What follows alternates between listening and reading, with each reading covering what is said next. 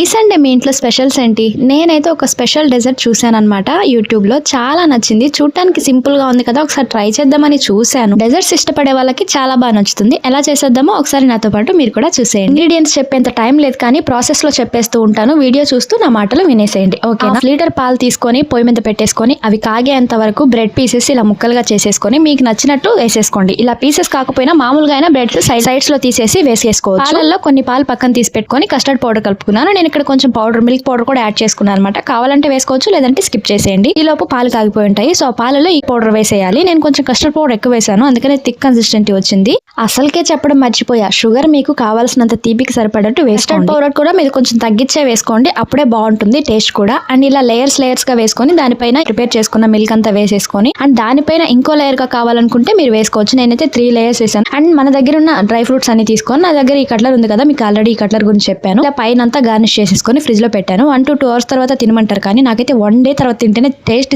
చాలా బాగా నచ్చింది అనమాట. ట్రై చేసి చూడండి, మీకు కూడా నచ్చుతుందని అనుకుంటున్నాను. అండ్ చెప్పింది అర్థమైంది అనుకుంటున్నాను. లేదంటే ఇంకొకసారి వీడియోని చూడండి. ఈసారి ట్రై చేసేటప్పుడు కొంచెం నెమ్మదిగా చెప్పడానికి ట్రై చేస్తాను, క్లియర్ గా చెప్పడానికి ట్రై చేస్తాను. ఆల్రెడీ తినేసాను, వీడియో తీయడం మర్చిపోయా. సో ఇంకొకసారి తీసి మీకోసం పెట్టాను అనమాట. చాలా అంటే చాలా బాగా వచ్చింది. వీడియో అయిపోయింది కదా, ఇప్పుడు చెప్తాను చూడండి. కావాల్సినవి ఏంటో: పాలు, bread, custard powder, milk powder, వీలైతే డ్రై ఫ్రూట్స్ కూడా, కొంచెం షుగర్ యాడ్ చేసుకొని ట్రై చేసి చూడండి.